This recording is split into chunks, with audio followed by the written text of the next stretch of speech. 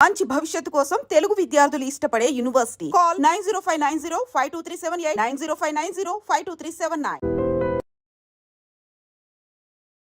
నమస్తే, welcome to I dream inside politics with కవిత.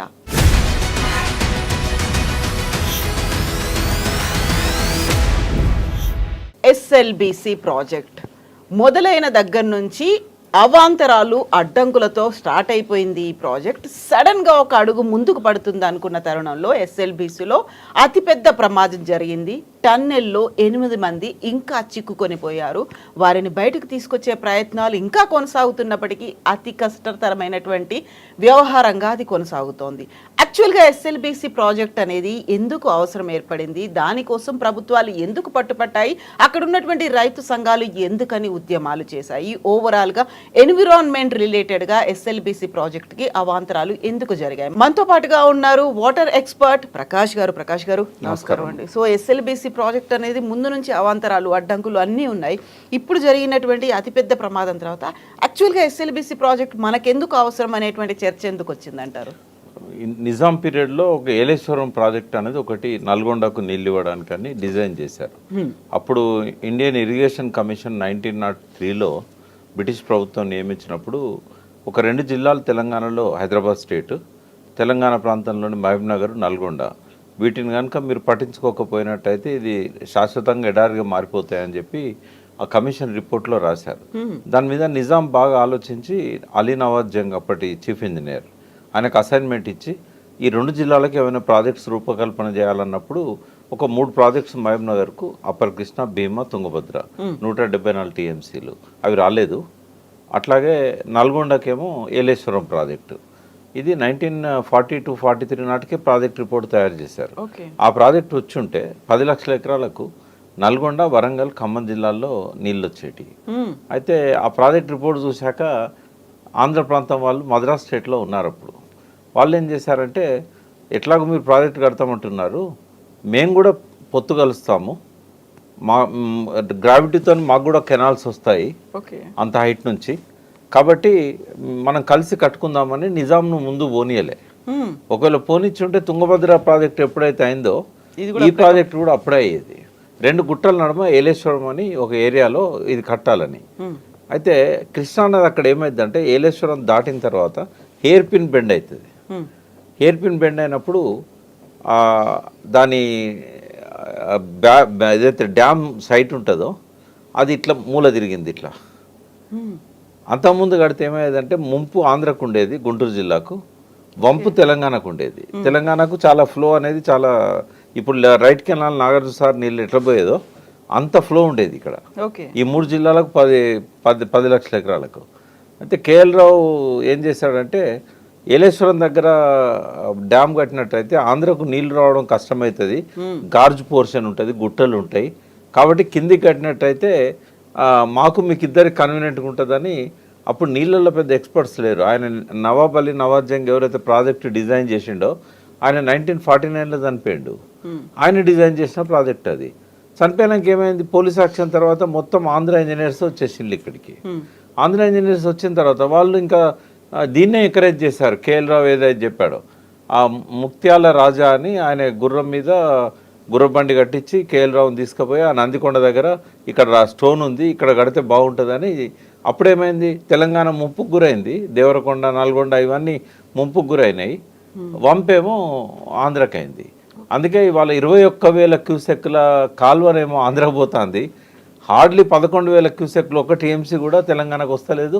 దానికి కూడా ఏం చేస్తారంటే రిజర్వాయర్లకు వెళ్ళి ఒక చిన్న కాలువ తీసి 3 తూములు ఉంటాయి, చిన్న తూములు, అందులోకి వెళ్ళి బయటికి పంపిస్తూ ఉంటారు. దీనివల్ల ఏం జరిగిందంటే హైట్ నుంచి డౌన్కి వచ్చేసరికి ఒక 5-6 లక్షల ఎకరాలకు నీళ్లు రావాల్సింది రాకుండా పోయింది. నాగార్జున సార్ ఆయకట్టు ఇప్పుడు కేవలం 5.5 lakhs ఎకర్స్, మ్యాక్సిమం 6 lakhs ఎకర్సే నల్గొండకు ఉంది. ఇంకో 2 లక్షలు చిల్లర, అంటే నల్గొండ ఖమ్మం కూడా కలిపి కూడా మనకు 6 లక్షల ఎకరాలు కూడా రాలేదు. మళ్ళీ నూజివీడు దాకా దాన్ని పొడిగించారు. అయితే కేఎల్ రావు చేసిన ఈ అన్యాయాన్ని ఎట్లా సరిచేయాలి, నల్గొండ ప్రజలు చాలా బాధలు పడుతున్నారు. ఏలేశ్వరం ప్రాజెక్టే ఆ రోజు వచ్చుంటే ఈ టన్నెల్ అక్కడ అవసరం లేకపోయేది. దీంతో ఎందుకంటే అది కింద కదా, శ్రీశైలం నుంచి డౌన్కి వచ్చినాక ఇప్పుడు నాగార్జున సార్ ముంపు ఏరియాలో ఏలేశ్వరం ఉంది. కాబట్టి మనకి చిక్కులు ఉండకపోయేది, టన్నెల్ ఇది అంత ఉండకపోయేది, మంచిగా గ్రావిటీతో నీళ్ళు వచ్చేటి. అయితే అది రాకపోవడం వల్ల నాగార్జున సార్ కట్టినా కూడా ఫ్లోరైడ్ అఫెక్టెడ్ ఏరియాకు నీళ్ళు రాలే. దానివల్ల ఇవాళ ఎంతమంది సఫర్ అవుతున్నారు, దాదాపు కొన్ని వేల కుటుంబాలు 30 ఏళ్ళకే ముసలోళ్ళు అయిపోయి ఫ్లోరైడ్తో చాలా బాధలు పడ్డారు. దీనికి కారణం ఆ ప్రాజెక్ట్ రాకపోవడం. అయితే ప్రత్యామ్నాయం ఏదైనా చేయాలని చెప్పి ఈ అన్యాయాన్ని 69 ఉద్యమంలో జయశంకర్ లాంటి వాళ్ళు ఆయన ఒక బుక్ రాశాడు జయశంకర్. అందులో ఇది ప్రత్యేకంగా మెన్షన్ చేశాడు. నల్గొండ నష్టపోయింది ఏలేశ్వరం కనుక రాకపోవడం వల్ల. అయితే దాన్ని చెన్నారెడ్డి గుర్తుపెట్టుకొని ఆయన ముఖ్యమంత్రి అయిన తర్వాత ఈ నష్టపోయిన ప్రాంతానికి ఫ్లోరైడ్ ఎఫెక్టెడ్ ప్రాంతం కావచ్చు, అప్లాండ్ ఏరియాస్ కావచ్చు, ఏదన్నా మనం చేయాలి అని చెప్పి నిపుణులకు ఒక అసైన్మెంట్ ఇచ్చాడు. మీరు ఇంకేదన్నా ప్రాజెక్ట్ ఆలోచించండి, గ్రావిటీతో నీళ్ళు రావాలి అప్లాండ్ ఏరియాస్కి. అయితే అప్పటికి నాగార్జున సార్లో లిఫ్ట్లు పెట్టారు. అంటే లిఫ్ట్ల ప్రపోజలు ప్రాజెక్ట్ రిపోర్ట్లో ఉంది. అందులో ఏం కమిట్ అయినంటే ఈ అసంతృప్తి వస్తుందని చెప్పి ఈ లిఫ్ట్లన్నీ గవర్నమెంటే పెడుతుంది, వాటి కరెంట్ బిల్లులు కానీ మెయింటెనెన్స్ కానీ గవర్నమెంటే చేస్తుంది. 1,00,000 ఎకరాలకు మేము మీకు లిఫ్ట్లతో నీళ్ళు ఇస్తామని చెప్పారు. లాస్ట్కి 30,000 ఎకరాలకు రైతులే సొంతంగా ఏర్పాటు చేసుకున్నారు 40-41 లిఫ్ట్. దానికి కూడా కరెంట్ బిల్ కట్టలే. కేసీఆర్ పాదయాత్ర 2003లో చేసేదాకా వాటిని పట్టించుకున్న పాపన పోలేదు. ఏవిఎస్ రెడ్డి కమిటీ అయినప్పుడు ఐఏఎస్ ఆఫీసర్ ఆధ్వర్యంలో కమిటీ వేసినా కూడా వాళ్ళు రికమెండ్ చేశారు, ఇవి ప్రాజెక్ట్ రిపోర్ట్లో ఉన్నాయి, మనం చేయాలి అని. అయినా పట్టించుకోలే. ఆంధ్రాలోనేమో రైట్ కెనాల్ మీద ఆడ 42 లిఫ్ట్లు పెట్టారు, అది ప్రాజెక్ట్ రిపోర్ట్లో లేదు. వాళ్ళకి అవసరానికి మించి నీళ్ళు ఇచ్చారు, రిపోర్ట్లు లేకపోయినా ఆ ఖర్చు ఏమో గవర్నమెంట్ పెట్టుకున్నది. ఇంత అన్యాయం జరుగుతుంటే చెన్నారెడ్డి ముఖ్యమంత్రి అయినాక సర్వే చేయండి అంటే శ్రీశైలం టన్నెల్ స్కీమ్ అనేది ఒకటి వాళ్ళు డిజైన్ చేశారు. 1980 నాటికే రిపోర్టు అంజయ్య ఈ రిపోర్ట్ ఆర్డర్ ఇచ్చాడు, కానీ రిపోర్ట్ వచ్చే నాటికి ఆయన దిగిపోయాడు. టంగుటూరు అంజయ్య గారు అప్పుడు ముఖ్యమంత్రి. అంజయ్య గారు ముందు పెట్టారు. అంజయ్య గారు అక్కడ అక్కమ్మ బిల్లం దగ్గర ఇనాగరేషన్ కూడా చేశాడు శ్రీశైలం దీనికి టన్నెల్ స్కీమ్కి. చేసిన తర్వాత ఎన్టీ రామారావు వచ్చాడు. ఈ పనులు ఇంకా మొదలు కాలేదు, రిపోర్ట్ అంతా తయారైంది, పర్మిషన్లో పోవాలి కదా, 17 శాఖల నుంచి రావాలి.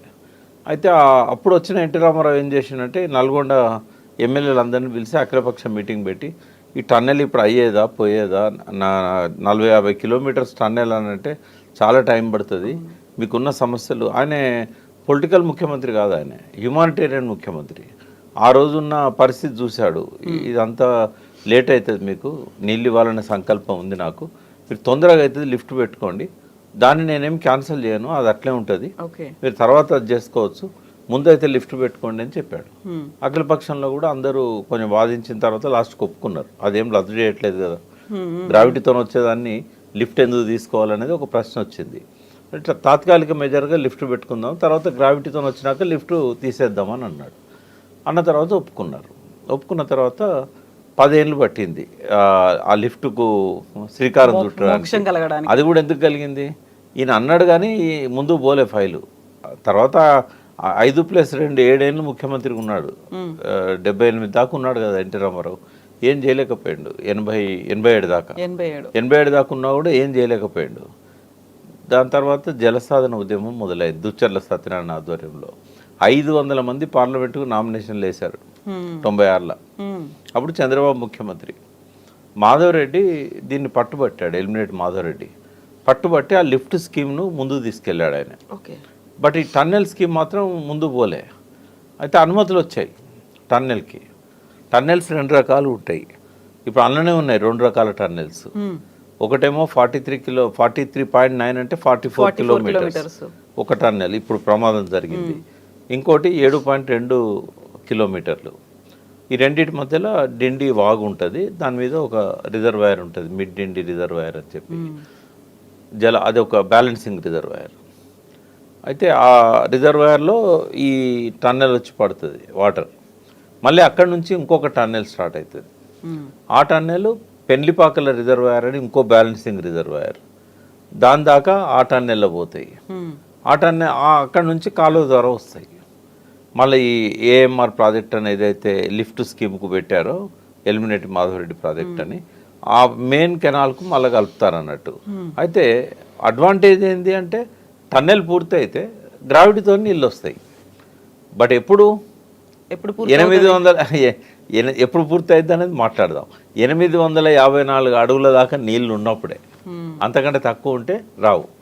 ఇక్కడ ఆశ్చర్యం ఏంటంటే రాయలసీమ ఎత్తిపోతల పథకం జగన్ తీస్తున్నది 798. 798 దగ్గర వచ్చిన నీళ్ళన్నీ ఆయన తీసుకుపోతూ ఉంటే 854 ఎన్నడు రావాలి? రెండవది పొరపాటున వచ్చినాయి అనుకుందాం. 802 దగ్గర ముచ్చుమర్రి అని చెప్పి అక్కడ నుంచి అందిరెడ్డి ద్వారా మళ్ళీ పెన్నా నది బేసిన్ ఇంకో ప్రాజెక్టు, కేసీ కెనాల్ కూడా వాళ్ళు పెట్టారు. ఇటు కేసీ కెనాల్కు అటు అందిరెడ్డి వాకు, అక్కడ అదొక ఆటంకం. కైలాసంలో నిచ్చెనెక్కుతూ ఉంటే పాములు మింగుతూ ఉంటాయి కదా, ఆ నీళ్ళు లెవెల్ పెరుగుతున్న కొద్దీ ఇవి తీసుకుపోతూ ఉంటాయి. లాస్ట్కి 841 వచ్చేసరికి పోతిరెడ్డిపాడు ఎంత పెద్దదంటే రోజుకి 5-6 టీఎంసీలు తీసుకుపోవచ్చు. ఇంకెన్నడు రావాలి? ఇప్పుడు ఇది టన్నెల్ పూర్తయినా కూడా ఆశపడని తప్పితే నీళ్ళు వస్తాయి అందులో. సరే మొదలు పెట్టిండు. కేసీఆర్ గారు పవర్ ప్లాంట్ ప్రజెంట్ చేసినప్పుడు అసెంబ్లీలో చెప్పిండు, ఇదో అంటే ఆయన చెత్త అనలేదు కానీ ఇదో దిక్కుమాలిన ప్రాజెక్ట్ అనే పద్ధతిలో మాట్లాడాడు ఆయన. ఎందుకంటే ఇప్పుడు మొదలు పెట్టిండు, మేము ఆపలేము, అది ముందుకు పోదు వెనుక పోదు, అలా అన్ని సమస్యలు అందులో ఉన్నాయి. టన్నెలు ఇప్పుడు ఏదైతే 7.2 కిలోమీటర్లది ఎప్పుడో పూర్తి చేశారు. ఎందుకు అంటే అది మాన్యువల్గా చేసుకుంటే వెళ్ళిపోతారు. డ్రిల్ బ్లాస్ట్ ఇంత హెవీ మెషిన్స్ అవసరం లేదు దానికి. ఎందుకు అవసరం లేదంటే అది ప్లేన్ ఏరియాలో ఉంది, టైగర్ రిజర్వ్లో లేదు అది. కాబట్టి 2-3 కిలోమీటర్లకు ఒకడ ఆడిట్ అని తవ్వి ఆ రాళ్లను మట్టిని అంతా సొరంగం దవ్వేటప్పుడు ఏదైతే అంత మట్టి రాళ్ళు పడతాయి కదా, అదంతా ఎత్తిపోసుకోవడానికి ఆడిట్ ఉంటుంది అన్నట్టు, బయటికి తీసుకుపోవడానికి. బట్ ఇది 44 కిలోమీటర్లు ఎక్కడ కూడా ఆడిట్ ఉండదు. ఎందుకు ఉండదు అంటే ఒక 400 మీటర్లకు దిగువన ఉంది, అంటే ఆల్మోస్ట్ ఒక 1/2 కిలోమీటర్ దిగువన ఉంటుంది సర్ఫేస్కి. 1/2 కిలోమీటర్ ఉన్నా ఆడిట్ తీసుకోవచ్చు. కానీ ఏమవుతుంది, టైగర్ రిజర్వ్ ఒకటి వాళ్ళు ఇవ్వరు. ఇట్లా ఈ 43 కిలోమీటర్లు 44 కిలోమీటర్లు ఏ పక్క నుంచి ఎంటర్ అవుతామో మళ్ళీ ఆ పక్క నుంచే వెళ్ళిపోవాలి. రేపు మొత్తం టన్నెల్ త్రూ అయిందంటే ఈ కొనకు ఎంటర్ అయితే ఆ కొన దాకా పోతుంది. అయితే వీళ్ళు ఏం చేశారు, 2 టన్నెల్ బోర్ మిషన్స్ పెట్టారు. టన్నెల్ బోర్ మిషన్స్ అనేటివి 200 సంవత్సరాల కిందనే ఇన్వెంట్ చేశారు ఫారినర్స్. సో అక్కడ అమెరికాలో కానీ జర్మనీలో కానీ ఇవన్నీ టెక్నాలజీ వాడుతున్నారు. లండన్లో కూడా థేమ్స్ నది కింద 1825లో ఒక టన్నెల్ తీశారు. అయితే అక్కడ రైల్వే మార్గాల కోసం, లండన్లో రైల్వే మార్గాల కోసం, వీటన్నిటి కోసం టన్నెల్ సిస్టమ్, టన్నెల్ బోరింగ్ మిషన్లతోనే ఆ రోజుల్లోనే స్టార్ట్ అయింది. అయితే ఇది ఏజ్ ఓల్డ్ టెక్నాలజీ కదా, ఇది తెప్పిస్తే మనకు ఇబ్బంది ఏముండదు అని చెప్పేసి 44 కిలోమీటర్ల టన్నెల్ ఇరిగేషన్ కోసం వాడడం అనేది వరల్డ్ రికార్డ్ ముందు ఎక్కడ లేదు. ఇప్పుడు ఈవెన్ కాళేశ్వరంలో కూడా 203 కిలోమీటర్ల టన్నెల్స్ తీశారు. కానీ లెంత్ ఎంత అంటే లాంగెస్ట్ టన్నెల్ లెంత్ 17 కిలోమీటర్లే. కాబట్టి ఇంతకుముందు అనుభవం లేదు, ఫస్ట్ టైం, వరల్డ్నే ఫస్ట్ టైం. రోడ్ల టన్నెల్స్ ఉన్నాయి కొన్ని, రైల్వే మార్గాలకు టన్నెల్స్ ఉన్నాయి. ఢిల్లీ పోయేటప్పుడు మనం నాగపూర్ దాటిన తర్వాత కూడా మనకు టన్నెల్స్ కనబడతాయి. ఆ టన్నెల్ ఎంత 1 కిలోమీటర్ 1/2 కిలోమీటర్ తప్ప కిలోమీటర్ల కొద్ది లేదు.